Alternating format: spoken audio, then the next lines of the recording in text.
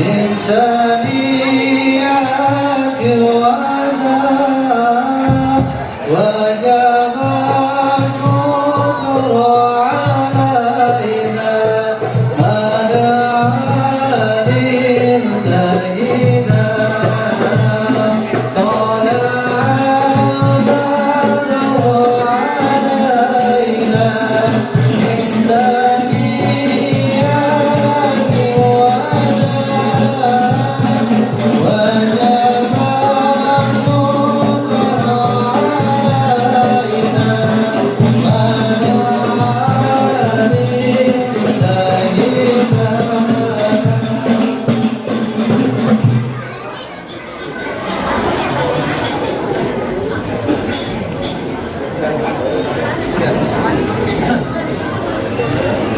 Alhamdulillah al-Fatihah.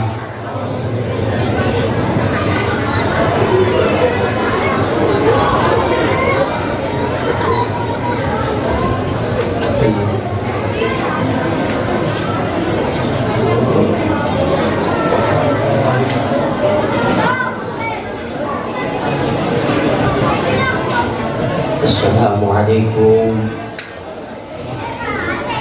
warahmatullahi wabarakatuh.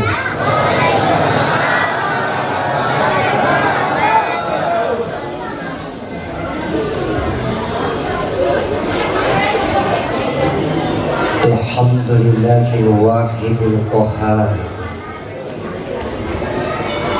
al-azizil jabbar. Wassalatu wassalamu ala sayyidina Muhammadil Mukhtar wa ala alihi wa ashabihi al-akhyar. Amma ba'du. Rabbi shrah li sadri wa yassir li amri wahlul 'uqdatam min lisani yafqahu qawli. وقال الله تعالى في القرآن الكريم أعوذ بالله من الشيطان الرجيم بسم الله الرحمن الرحيم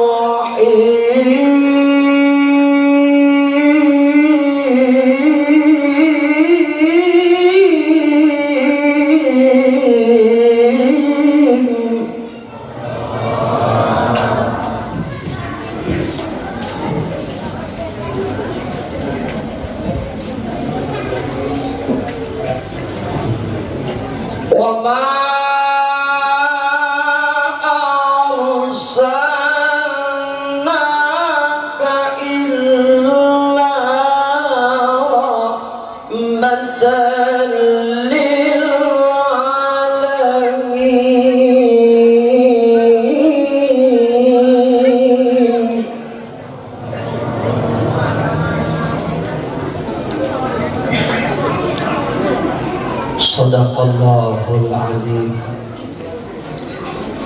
Al-mukarramun segenap para ulama, para asatid, mobil khusus DKM Bapak Ustadz Abdul Muhab beserta seluruh pengurus, Ketua Panitia Ustadz Faisal beserta seluruh jajaran panitia, yang terhormat Bapak Camat, Bapak Lurah, dan seluruh jajarannya, Al-Mukarram Hafizillah Ustaz Ali Syahbana, Qari kita Adinda Ustaz Muhammad Martin, para sesepuh dan bini sepuh, hadirin hadirat, muslimin muslimat, mukminin mukminat, sabirin sabirat, syakirin syakirat, mahirin mahirat. Ini tahu-tahuan mahirat. Yang tersayang istri saya, Ibu Dr. Haja Lisda, semoga jadi istri yang solehah. Para remaja, remaji, santriawan, santriawati, siwawan dan sitati yang masih perawan, kudu hati-hati.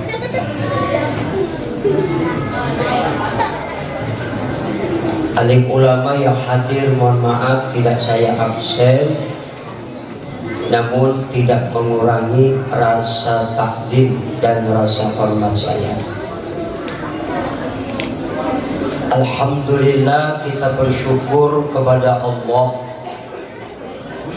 Malam ini kita hadir di dalam melaksanakan satu acara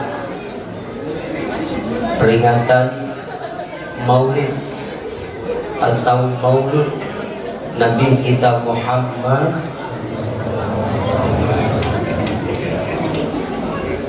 kalau Maulid hari kelahirannya, kalau Maulid yang dilahirkannya.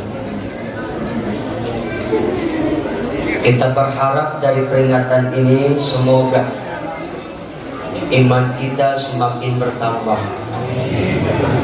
ketakwaan kita semakin meningkat, amal soleh kita makin banyak, akhlak kita makin sempurna, dan semoga di akhir hayat kita husnul khatimah.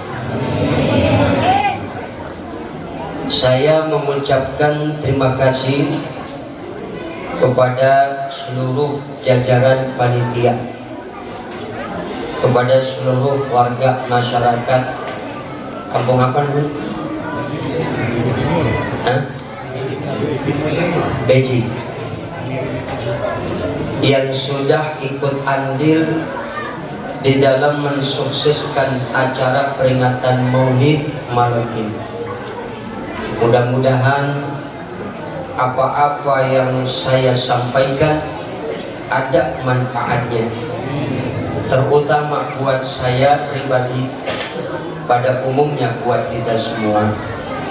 Mudah-mudahan silaturahim kita insya Allah semakin terjaga dan akan semakin membentuk ukhuwah Islamiyah di antara kita, dan semoga semakin kuat. Amin ya Rabbal.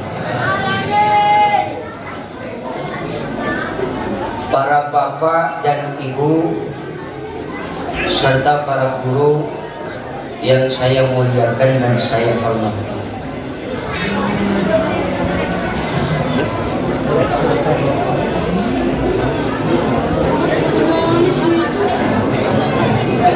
hampir setiap tahun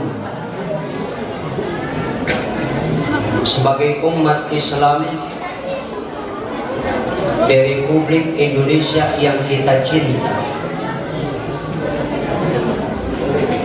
selalu mensyiarkan hari-hari besar Islam. Betul. Apakah itu peringatan Maulid, apakah itu peringatan Isra Mi'raj, apakah itu peringatan tahun baru Hijriah, apakah itu peringatan Nuzulul Quran, halal bihalal. Ini semua merupakan menjadi salah satu syiar yang telah mengakar dan membudaya bagi umat Islam di Republik Indonesia yang kita cintai.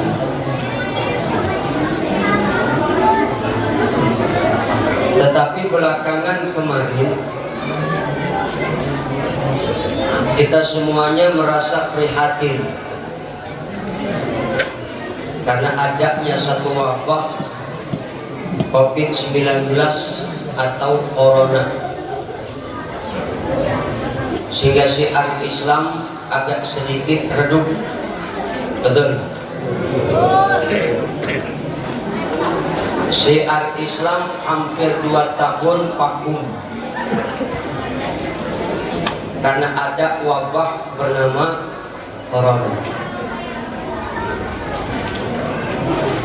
Tetapi walau demikian, kita umat Islam tentu menyadari bahwa di balik musibah pasti ada hikmah. Ketika kita mendapatkan musibah, Allah Subhanahu wa ta'ala hanya menyuruh kita mengucap kalimat tarjih, yaitu kalimat inna lillahi wa inna ilaihi raji'un.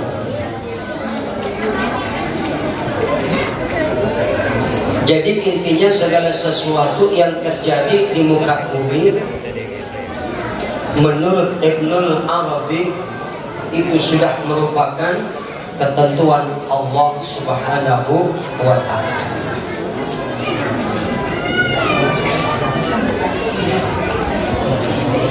Ini tidak terlepas dari ujian keimanan, bahwa setiap kita yang mengaku beriman kepada Allah sudah tentu iman kita pasti diuji oleh Allah.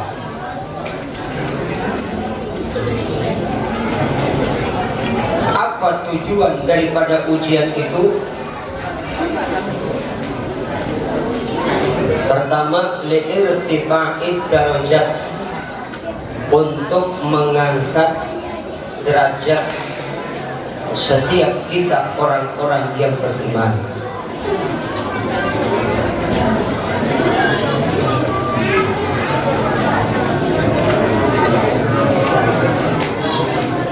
Tingkat keimanan seseorang itu tentu berbeda-beda. Ada tingkat keimanan yang paling tinggi, makanya ujiannya pun berat. Siapa mereka? Inna asyaddan nas bala'an al-anbiya summal awliya summal ulama summal amsal fal amsal.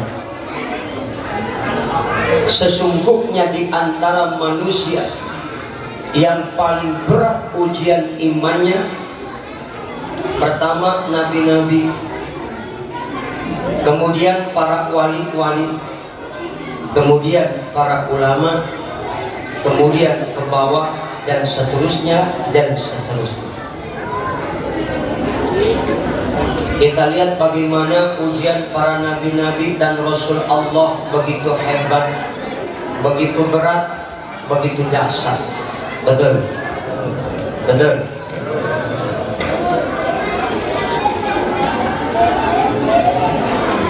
Nabi Adam diuji iman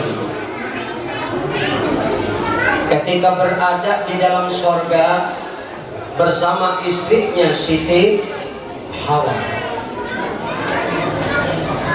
Nabi Adam itu bapak manusia, orangnya tinggi, gede, wajahnya tampan. Semua nabi-nabi itu yang jumlahnya 124.000 nabi-nabi, wajahnya tampan-tampan, ganteng-ganteng. Enggak ada wajah nabi model-model penyok kayak wajah kita ini. Semua nabi-nabi tampan, ganteng, ganteng. Begitupun istrinya Siti Hawa menjadi wanita tercantik di dunia sampai kiamat. Enggak akan ada yang bakal mengalahkan kecantikan Siti Hawa. Orangnya pun tinggi sebagaimana tinggi dan besarnya Nabi Adam. Setelah Siti Hawa, wanita yang tercantik kedua namanya Siti Sarah, istrinya Nabi Ibrahim alaihis istri yang pertama cantiknya luar biasa. Jadi dua manusia ini kecantikannya luar biasa. Kalau sekarang kita nemuin wanita cantik di dunia, itu sisa-sisa dari kecantikan dua orang tadi, Siti Hawa dan Siti Sarah, istri Nabi Allah Ibrahim yang bergelar Khalilullah, kekasihnya Allah.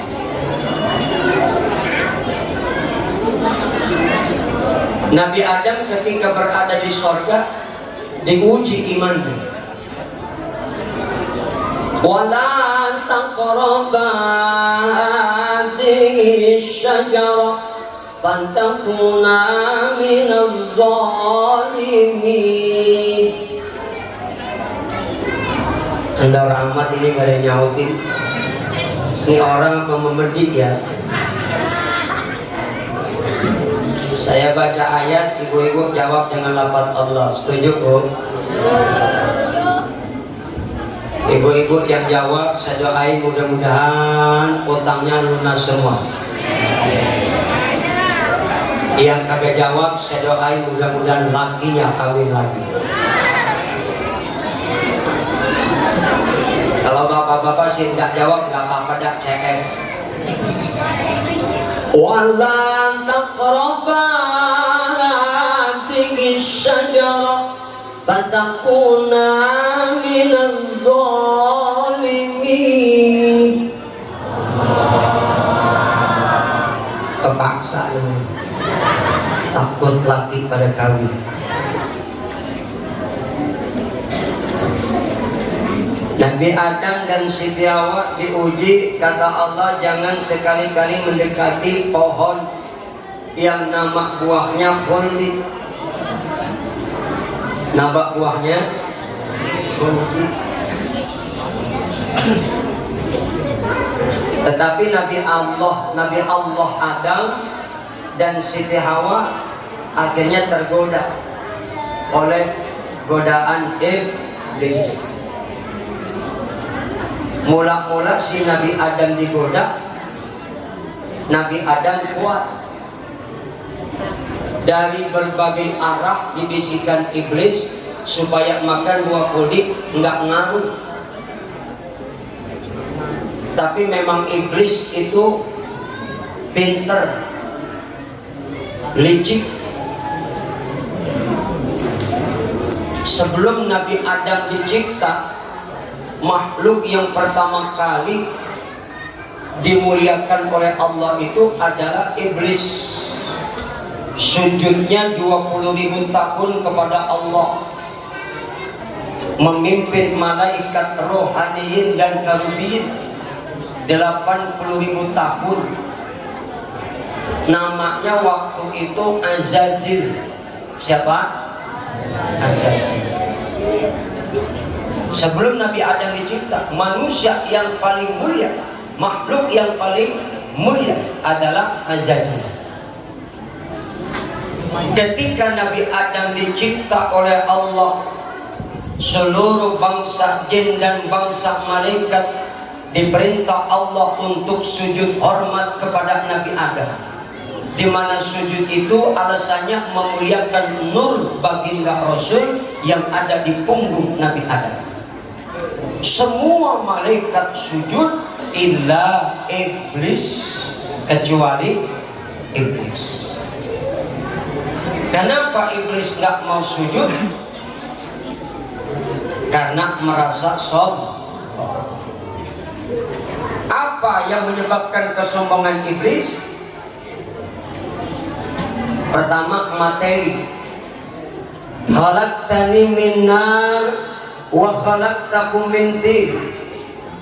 Kata iblis, aku ini dicipta dari api, Nabi Adam dari tanah.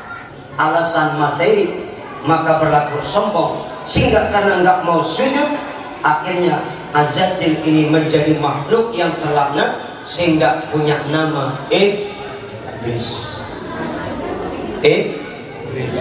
Na'udhu.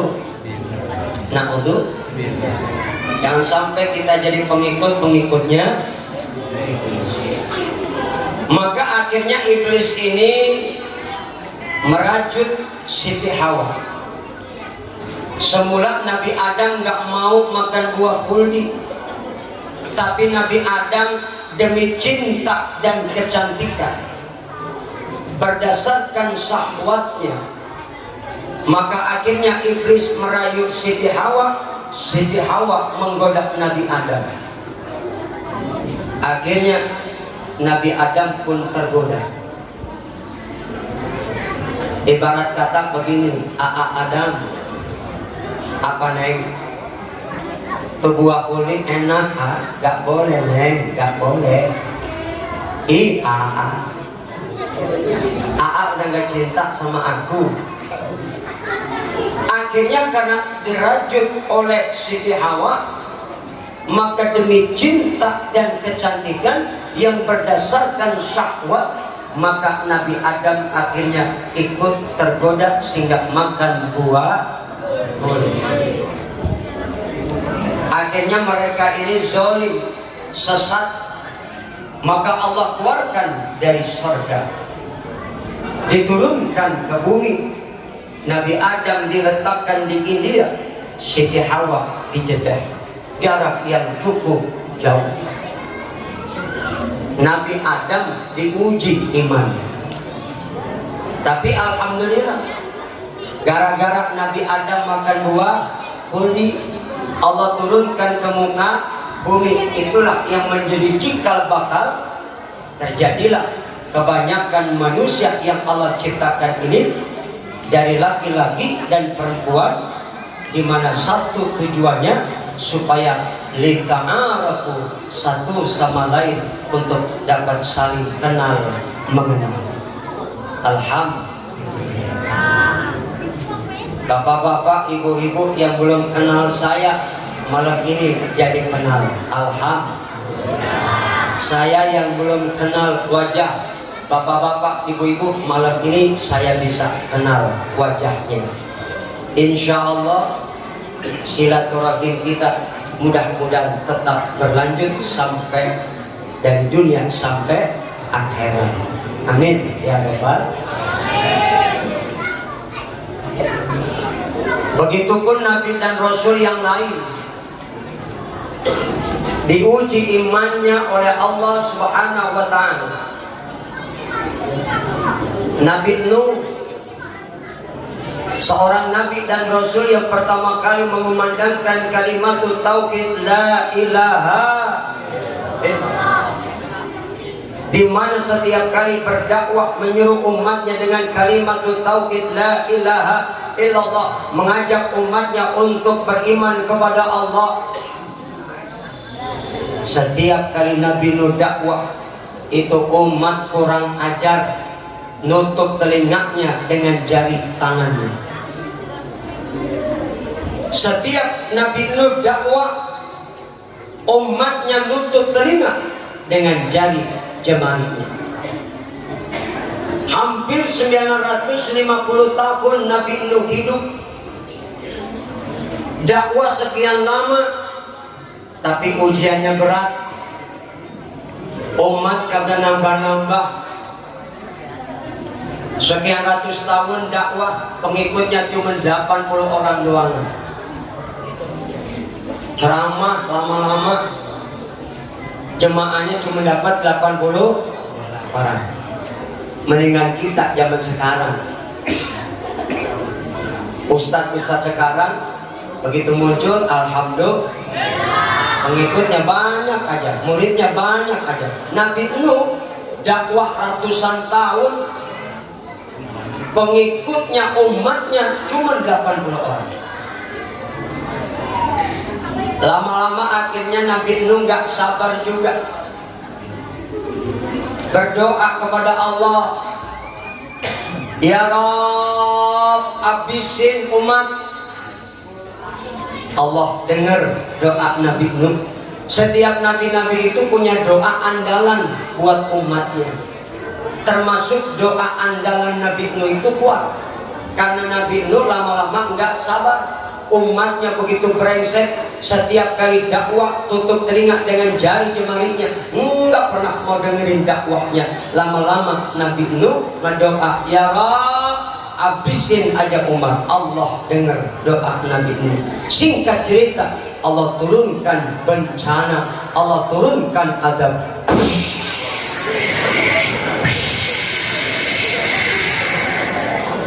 Hujan turun, hujan turun, banjir melanda, habis umat tenggelam, air menggunung. Setiap umatnya yang beriman naik kapal Nabi Nuh. Semua binatang sepasang naik kapal Nabi Nuh. Udah naik semua, dicari anaknya Kan'an, dicari-cari sama Nabi Nuh. Dari lantai bawah sampai lantai atas nggak ada. Apa kalian lihat Nabi Nuh? Apa kalian lihat Kan'an putraku? Ternyata Kan'an ikut bersama orang kafir.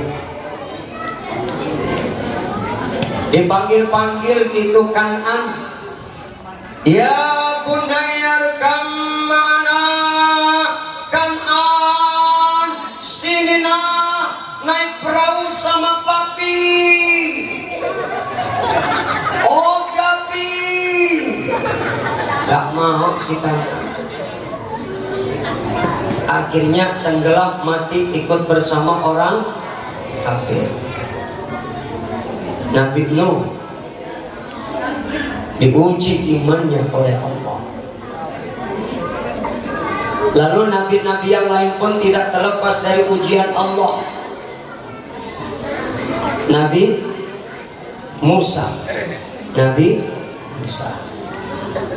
berhadapan dengan seorang penguasa, raja yang sangat kejam, diktator, yang kesombongannya luar biasa, sampai mengatakan dirinya sebagai Tuhan. Ana rabbukumul a'la. Begitulah yang disampaikan Fir'aun, aku ini Tuhan kalian yang maha tinggi. Fir'aun itu menjadi ujian Nabi Musa. Nabi Musa pun diuji oleh Allah Subhanahu wa ta'ala keimanannya. Ketika itu Nabi Musa pernah memukul seseorang sehingga sekali pukul mati. Nabi Ibrahim pun diuji imannya oleh Allah ketika berhadapan dengan Raja Namrud, seorang raja yang sangat zalim, yang ketika itu Nabi Ibrahim telah menghancurkan berhala-berhalanya Raja Namrud. Akhirnya Nabi Ibrahim harus berhadapan dengan kobaran api, dijebloskan ke dalam lubang 50 meter dengan api yang menyala-nyala. Nabi Ibrahim dijeblosin ke dalam api, masuk ke dalam api, diuji imannya. Tetapi semua nabi-nabi dan rasul diberikan Allah satu kelebihan untuk menghadapi musuh-musuhnya. Kelebihan itu dinamakan mukjizat. Apa? Mukjizat. Jadi mukjizat ini diberikan Allah untuk para nabi. Kadang-kadang orang sekarang gampang banget ngomong mukjizat. Ada nenek-nenek selamat jatuh dari ayunan, selamat kagak mati. Nenek-nenek punya mukjizat. Ada orang tabrakan mobilnya rangsek, orangnya selamat, tuh orang punya mukjizat. Salah. Mukjizat itu diberikan Allah buat para nabi dan rasul ketika berhadapan dengan musuh-musuhnya. Jangan asal ngucap mukjizat. Nabi Ibrahim selamat Padahal api menyala-nyala. Ketika masuk ke dalam api sedalam lubang 50 meter, enggak kepanasan, enggak kedinginan. Kata Allah, "Qulna ya naru kuni bardan wa salaman ala Ibrahim." Api jadi dingin, bukan cuma sekedar dingin, tapi wassalaman ala Ibrahim, selamatkan Nabi Ibrahim. Akhirnya Nabi Ibrahim selamat. Itu Raja Namrud dan bala tentaranya ngarep-ngarep Nabi Ibrahim keluar dari lubang, angus, bahkan mati nggak keluar lagi. Ternyata begitu keluar dari lubang, alhamdulillah Nabi Ibrahim selamat. Api nggak mempan. Makanya ayat ini boleh juga diamali, terutama ibu-ibu yang suka main di dapur urusannya sama api. Amalin ini ayat ya bu ya, ya bu ya. Ya narukuni bardaw wa salaman ala Ibrahim. Amalin habis zuhur, baca dengan yakin, istiqomah dan keikhlasan. Diamalkan bu. Ya siapa tahu nanti ibu jalan-jalan ke satu kampung, ada orang rumahnya kebakaran, ibu jangan diam baik, masuk ke dalam api, selamatin tuh orang, baca ayat tadi, insya Allah begitu masuk angus. Insya. Tapi kalau diamalkan dengan penuh keyakinan, keikhlasan dan istiqomah, insya Allah nggak mempan api. Amin. Ya Rabbal. Ya narukuni bardaw wa salaman ala Ibrahim. Jadi semua nabi-nabi diuji imannya oleh Allah. Begitupun kita. Kita punya nabi, Nabi Muhammad, seorang nabi paling istimewa, nabi pilihan Allah, terpilih menjadi nabi dunia sekaligus nabi akhir zaman. Tidak lepas ujian keimanan, bahkan ujiannya luar biasa. Ketika dakwah, nabi dicaci, dimaki, diintimidasi, bahkan nyawa pun dipertaruhkan. Tetapi Rasulullah sekalipun ujiannya berat, beliau lulus dan lolos sehingga dikatakan sebagai seorang hamba yang sempurna, seorang hamba yang luar biasa. Nabi kita Muhammad lulus dan lolos, padahal ujiannya berat. Sampai-sampai Allah Subhanahu wa Ta'ala menjadikan Rasulullah sebagai figur kita, sebagai contoh kita, sebagai teladan kita. Mencontoh apa saja, semua ada di dalam pribadinya Rasulullah. Kalau kita seorang pejabat, katakan kita ini seorang panglima perang, Nabi pernah memimpin perang, jadi jenderal. Kalau kita ini sebagai presiden umpama, Nabi pun ya pernah jadi kepala negara. Kalau kita seorang pedagang, Nabi sejak umur 12 tahun dagang, diajak pamannya ke negeri Sam. Kalau kita suami, Nabi pun punya anak bini. Kalau kita guru, Nabi pun mu'alim besar. Mau nyontoh apa, semua ada di dalam pribadi Rasulullah. Maka pantas kalau Nabi jadi contoh. Kenapa? Maksum, dijaga oleh Allah, sempurna akhlak dan fisiknya, sehingga Allah memuji akhlaknya Nabi. Nabi tampannya paling tampan. Dari 124.000 nabi, Nabi yang paling tampan, ibarat matahari. Nabi Yusuf ganteng baru sepertiga ibarat bulan.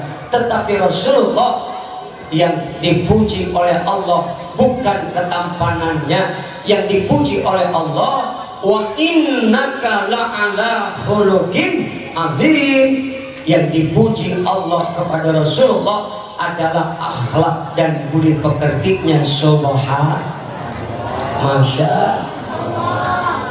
Makanya Nabi ini istimewa. Nabi kita Muhammad manusia luar biasa. Beda kalau kita mah biasa di luar. Betul. Kalau Nabi manusia luar biasa, kita biasa di luar. Makanya kata Allah, laqad kana lakum fi rasulillahi uswatun hasanah. Sungguh telah ada di dalam pribadi Rasulullah contoh dan teladan yang baik bagi kamu. Makanya Nabi pribadi yang kompleks, yang bisa kita jadikan contoh dalam seluruh aspek dan bidang kehidupan. Akhlaknya sempurna, fisiknya sempurna. Coba kita lihat bagaimana sempurnanya akhlaknya baginda Rasul. Kalau ada umatnya yang menyakiti, ada orang kafir yang menyakiti, Nabi nggak pernah membalas dengan menyakiti. Kalau ada orang kafir yang mencaci maki, Nabi nggak pernah membalas dengan mencaci maki. Begitulah Rasulullah, luar biasa akhlaknya. Sekalipun orang-orang kafir menyakiti Rasulullah dengan berbagai macam cara, tetapi Rasulullah cuma berdoa, Allahumma di qaumi fa innahum la ya'lamun. Ya Allah, berikan mereka petunjuk hidayahmu, karena mereka sesungguhnya tidak tahu siapa aku. Maka pantas kita umatnya ini senantiasa menjadikan Rasulullah sebagai idola, sebagai contoh, sebagai teladan, dan selalu kita membuktikan cinta kita dengan kita memperingati kelahirannya. Mudah-mudahan dari peringatan ini ada hikmah buat kita yang bisa kita amalkan. Amin ya rabbal. Apa hikmah di dalam kita memperingati Maulid? Tentu ada maksud dan tujuannya. Apa tujuan kita memperingati Maulid? Pertama, untuk menyambung tali sejarah umat. Karena sebagian besar umat Islam ini, terutama generasi mudanya, telah terputus dan tercabut dari sejarah masa lalu mereka, sehingga mereka tidak tahu apa yang sudah diperjuangkan oleh baginda Nabi dulu. Bahwa Nabi tidak hanya mengajarkan kita umatnya kaifiat dalam ibadah dalam arti yang sempit, tetapi yang diperjuangkan Nabi adalah demi tegaknya kebenaran, demi tegaknya kalimatut tauhid, la ilaha illallah Muhammadur. Maka kita umatnya ini meneruskan perjuangan baginda Rasulullah. Kita selalu berupaya mempertahankan syiar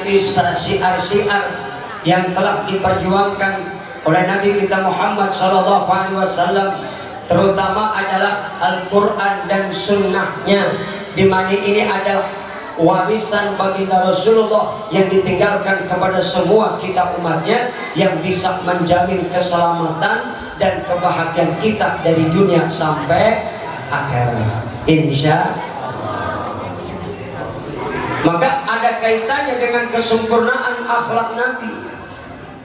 Ketika Aisyah istri Rasulullah ditanya oleh sahabat, ya Aisyah, apakah akhlaknya baginda Rasulullah? Karena khuluquhul Quran, akhlaknya Nabi itu adalah Al-Quran. Tetapi sekarang ini nilai-nilai Quran semakin tersingkir, semakin bergeser.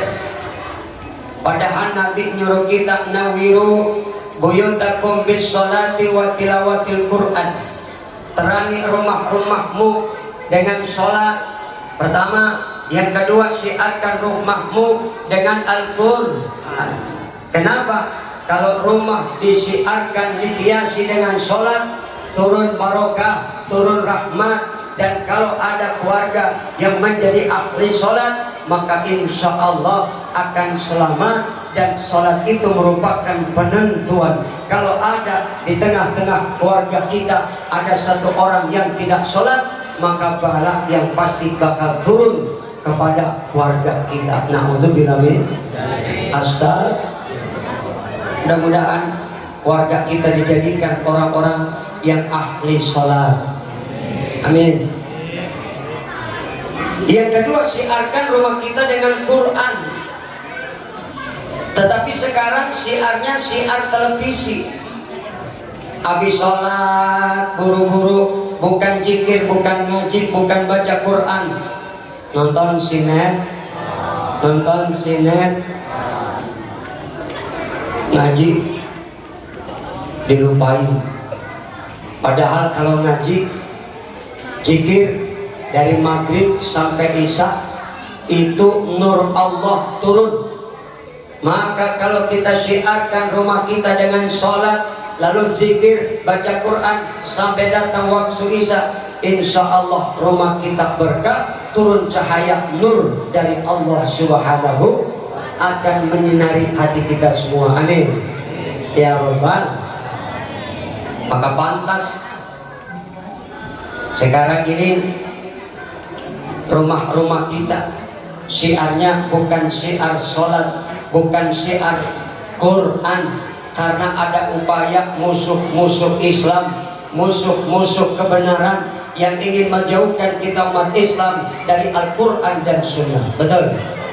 Karena sekarang ini Yahudi Nasrani punya satu gerakan besar. Gerakan itu namanya gerakan kafirisasi. Dulu kita kenal istilah Zionisme, sekarang ini berhadapan dengan ideologi kafirisasi, lalu berhadapan dengan neo-Zionisme. Apa itu neo-Zionisme? Sebuah ideologi yang ingin menciptakan tatanan dunia secara global dan ingin memisahkan kita umat Islam dari agama dan ajarannya, dari Quran dan sunnahnya, dari ulama dan majelis taklimnya, dari pondok pesantren, dan berupaya menjauhkan umat Islam ini dari ajaran Nabi kita Muhammad Sallallahu Alaihi Wasallam. Maka sekarang ini kita berupaya untuk apa? Untuk melawan musuh-musuh Islam yang selalu memerangi kebenaran dengan cara bagaimana? Ya, istiqomah di dalam keimanan, kembali kepada agama Allah, jadikan Al-Quran sebagai tuntunan dan pedoman. Amin ya Rabbal. Karena racun-racun Yahudi tanpa disadari sudah masuk ke rumah-rumah tangga kita. Betul apa tidak? Betul apa tidak? Dijauhkan anak-anak kita dari Quran, diracuni dengan nyanyian. Makanya anak-anak kita sekarang ini hobinya nyanyi ketimbang hobi ngaji.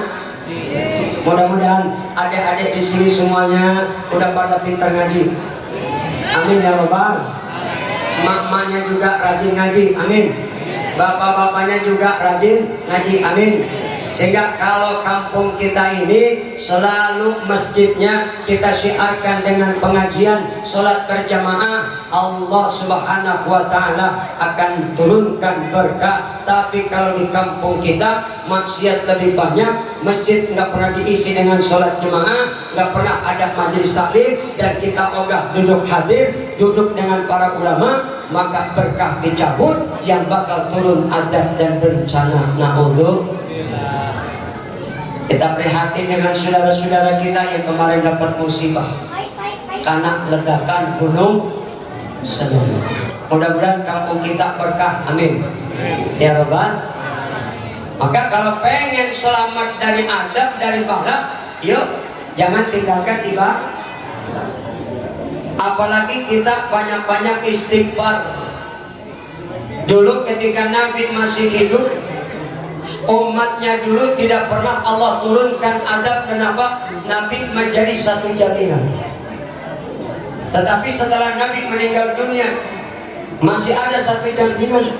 Kalau kita umatnya pengen selamat dari adab, apa kata Allah? Wa ma kana Allahu mu'adzibakum wa hum yastaghfirun. Allah sekali-kali tidak akan pernah menurunkan adab selama di tengah-tengah kampung kita, di tengah-tengah kita masih banyak yang istighfar. Insya Allah mudah-mudahan kita nggak pernah bosan untuk selalu istighfar. Kita baca istighfar sama-sama, mau nggak? Mau nggak? Ya, bareng-bareng kita minta ampun. Astagfirullah.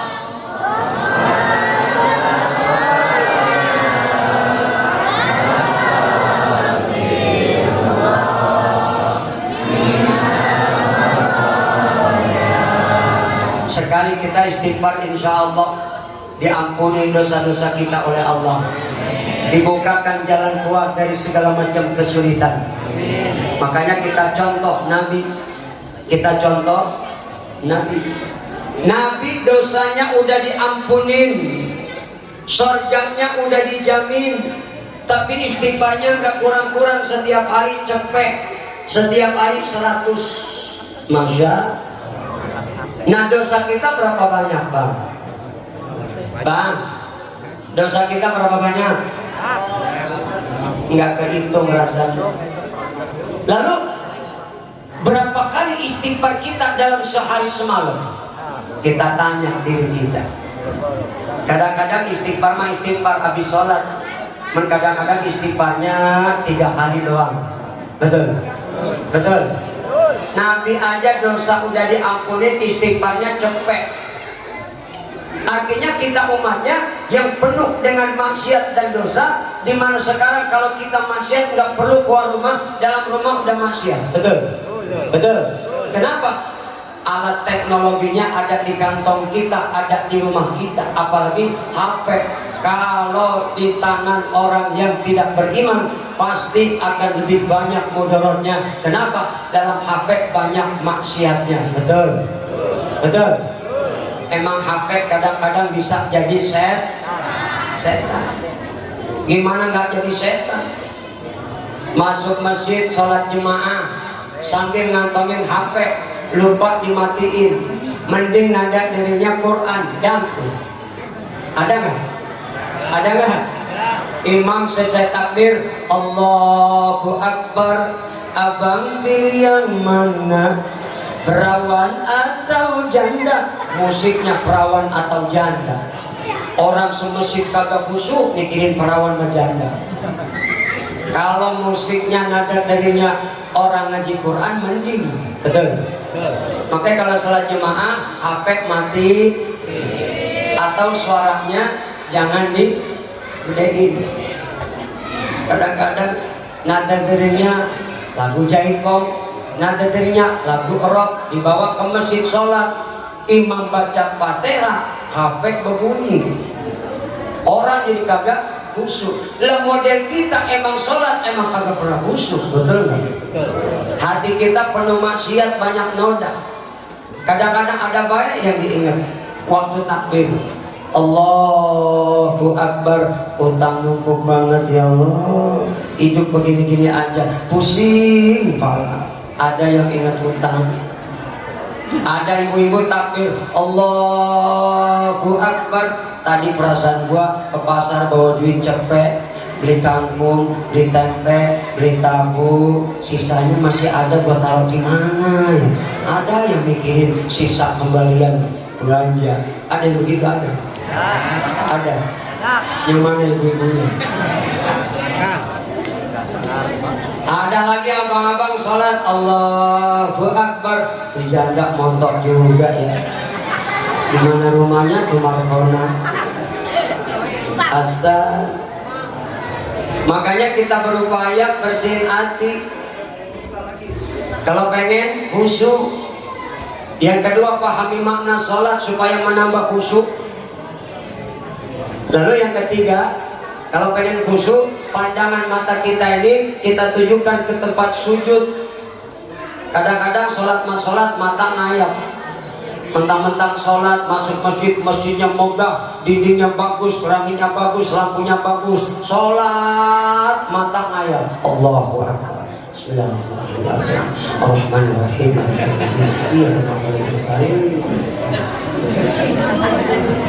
Ini kagak khusyuk. Betul. Karena memang setan begitu menggoda kita yang sedang ibadah. Setan gak rela kalau ibadah kita ini khusyuk. Setan nggak rela kalau ngaji kita khusyuk, makanya digoda sama setan. Karena kerjaan setan menggoda kita. Ada setan berbentuk jin, ada setan berbentuk manusia. Ada orang preman sadar tobat, dia mau ke masjid ikut pengajian. Apa kata temannya? Tumben lu ngaji. Ada nggak yang mau begitu? Ada nggak? Ada suami mau sedekah, dapat duit 100 juta, masjid sedang dibangun, 50 juta mau disedekahin, bininya godain, bang jangan banyak-banyak bang, mendingan buat beli emas saja bang. Ada nggak bini model begitu? Setan. Ada nggak bini setan? Nah waktu bilangin, kadang-kadang nih keluar rumah niat mau ngaji ke majelis taklim, di masjid ada pengajian. Begitu keluar rumah baru 4 langkah gerimis datang. Apa dia kata? Ya gerimis bakal gede, kagak jadi ngaji. Begitu di kampung ada yang hajatan panggil dangdutan, artisnya yang nyanyi pakaiannya seronok, asal goyangnya luar biasa, niat nonton dangdut. Begitu keluar rumah gerimis, baru 10 langkah gerimis. Apa kata dia? Entah kayak gerimis berhenti. Begitu, itu kerjaan saya.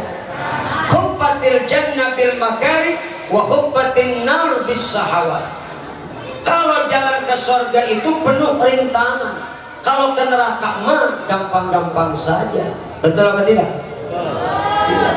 Kalau kata Bang Roma begini, kalau kata Roma begini, kalau mau melacur, harus pakai uang. Kalau mau berjudi, harus pakai uang. Hu kata Roma. Ternyata jalan ke neraka mahal harganya, walaupun mahal anehnya banyak yang suka. Betul. Begitu kata Roma. Tapi sebaliknya, mengerjakan sembahyang tidak usah membayar, mengerjakan puasa tidak usah membayar. Ternyata jalan ke surga murah harganya, walaupun murah anehnya banyak yang ogah. Betul. Ada nggak pengurus masjid diri depan pintu masjid, datang orang mau sholat, mau ngapain pak? Mau sholat, bayar. Ada nggak? Ada nggak? Ke masjid mau sholat jemaah, mau iktikaf, sholat duha, baca Quran, hadir di majelis taklim, kagak pakai bayar, tapi banyak orang pada ogah. Betul. Sebaliknya kalau jalan ke neraka bayarnya mahal, mahal. Mau jinah dengan kelas artis itu kan paling mahal 500 juta. Kelas artis 500, tapi orang mau bayar ke neraka. Ada orang 500 juta buat bantu masjid, ada nggak? Ada nggak? Ya namanya jabla itu berkelas. Ada yang kelas artis mahal, ada yang kelas bawah 50.000 jadi di kebun, gusrak gasuk. Astaga. Jadi kalau ke surga murah, banyak orang pada ke neraka mahal, tapi banyak orang pada suka. Akibat apa? Akibat godaan setan. Ngaji aja ngaji. Kadang-kadang kaki itu, ya kaki kadang-kadang kagak bisa diem. Betul nggak? Belonjor sono, belonjor sini tak berdekuk. Pantat kadang-kadang kagak bisa diem, ngesot sono, ngesot sini. Betul nggak? Mata kadang-kadang ngantuk. Betul. Astaga, kerjaan setan.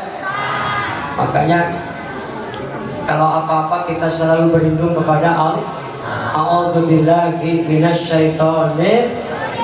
Kalau mau apa-apa kita kudu berdoa, ucap Bismillahirrahmanirrahim. Insya Rasulullah. Makanya pantas Nabi jadi contoh, dosa diampunin, surga dijamin, istighfarnya nggak berhenti-berhenti. Kita pun begitu. Kalau ngaku cinta sama Nabi, amalkan sunnahnya, sunnah qauliyah yang mengandung perkataan Nabi. Apa yang diperintah Nabi, laksanakan. Yang dilarang Nabi, tinggalkan. Sunnah qauliyah. Yang kedua, sunnah fi'liyahnya Nabi. Apa yang dilakukan Nabi, kita contoh, kita amalkan. Nabi diampuni dosanya, tapi istighfar nggak kurang-kurang. Contoh, Nabi kalau sholat malam bikin dengkul kaki api bengkak sepanjang malam sholat tahajud, bikin dengkul kaki bengkak. Kenapa dengkul kaki Nabi bengkak? Gara-gara tahajud. Karena Nabi kalau sholat dewek-dewek itu 1 rakaat baca ayatnya 1 juz, rakaat kedua 1 juz, 2 rakaat 2 juz, begitu sepanjang hidupnya. Sehingga Siti Aisyah ketika tidur, begitu bangun dari tidur, dilihat Nabi masih sholat. Tidur lagi, bangun mendusin, dilihat Nabi masih sholat. Tidur lagi, begitu dilihat bangun, Nabi masih sholat. Sepertiga malam bangun, dilihat Nabi masih sholat. Itulah Nabi kita Muhammad. Beda laki ibu. Begitu tidur bareng-bareng, ibu tengah malam mendusin, laki lagi bekangkang, mulut mangap ngorok. Ibu tidur lagi, mendusin lagi, itu lagi masih ngorok, makin kencang ngoroknya. Ibu tidur lagi, mendusin lagi, masih ngorok juga. Betul, betul. Beda. Makanya Nabi kita Muhammad kita contoh sunnah fi'liyahnya. Nabi itu kalau baca ayat 1 juz, kalau sholat dewek-dewek. Kita juga begitu. Ya contoh-contoh juga kalau lagi sholat sendiri baca ayat rada panjangan. Tapi model kita emang kadang-kadang sholat udah punya surat langganan. Betul? Apa surat langganan kita? 4 kul. Kalau nggak kulhu, kuliah. Kalau nggak kuliah, kul'andu birabbil falaq. Kalau nggak kul'andu birabbin nas. Terakhir surat gacuan inna a'toina. Betul apa kagak? Tapi boleh baca kulhu terus kalau sholat, boleh. Apalagi kulhu itu kalau diamalkan, insya Allah makin memperlancar urusan dunia rezeki kita. Amin. Ya Bapak, saya dijazahkan guru saya kalau malam habis sholat hajat baca kulhu 121. Kalau mau lebih boleh, mau lebih boleh. Jangankan 121, yang paling kecil aja lah. Nanti bapak ibu pulang maulid, nyampe rumah begitu salam jangan masuk dulu. Bapak ibu melegep depan pintu baca kulhu 3 kali. Ngerti kagak melegep orang sini? Ngerti melegep nggak?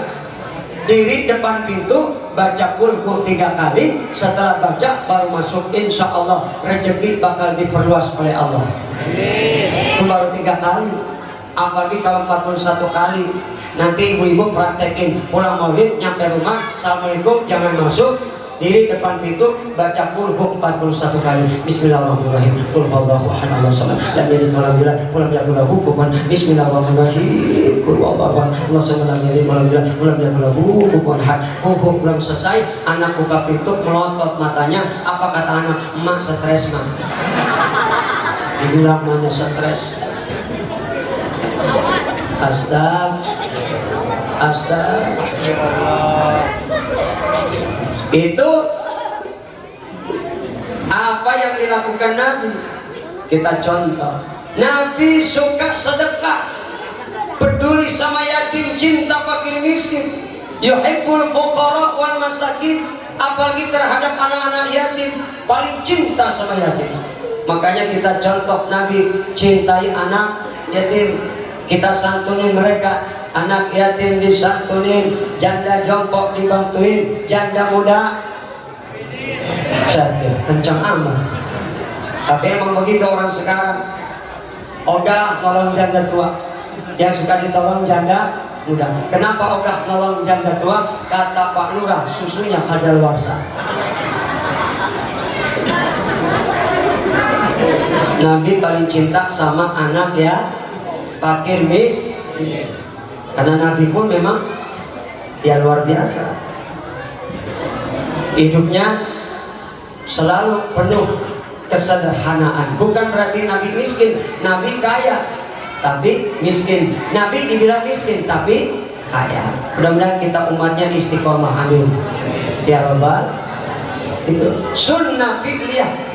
Yang ketiga sunnah takririyah. Apa yang dilakukan sahabat Nabi setuju. Saya bilang bin Bapak habis udah sholat sunat syukur wudu.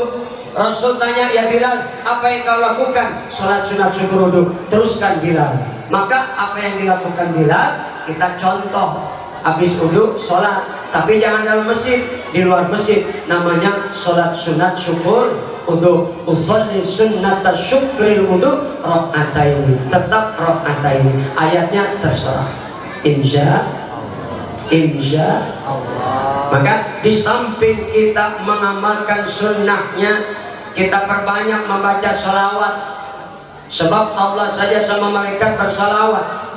Allah nyuruh kita sholat nggak sholat, nyuruh kita puasa nggak puasa, nyuruh zakat nggak zakat, nyuruh kita haji nggak haji. Tapi ketika Allah ya dan malaikatnya bersalawat, nyuruh kita bersalawat, Allah dan malaikatnya pun bersalawat. Innallaha wa malaikatahu yusholluna 'alan ya ayyuhalladzina amanu shallu 'alaihi wa sallimu taslima. Kita sama-sama bersalawat, mau nggak? Kita baca salawat tibil qulub, setuju? Itu salawat biar kita sehat, badan kita sehat, amin ya Rabbal. Dan kita baca bareng-bareng, mudah-mudahan badan kita sehat, jasmani kita sehat, rohani kita juga sehat. Doain juga saya ya lagi kurang sehat, udah beberapa hari lagi ngedrop, doain biar sehat, amin ya Rabbal. Maka kita sholawat, baca sholawat tibil qulub bareng-bareng, setuju? Ya bareng-bareng. Allahumma sholli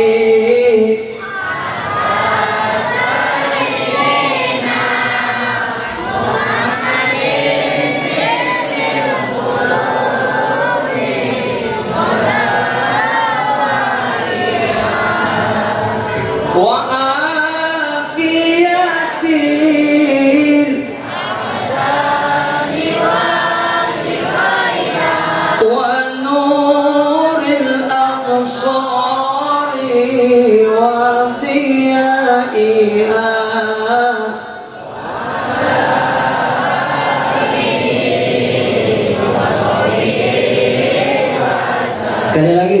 Allahumma sholli ala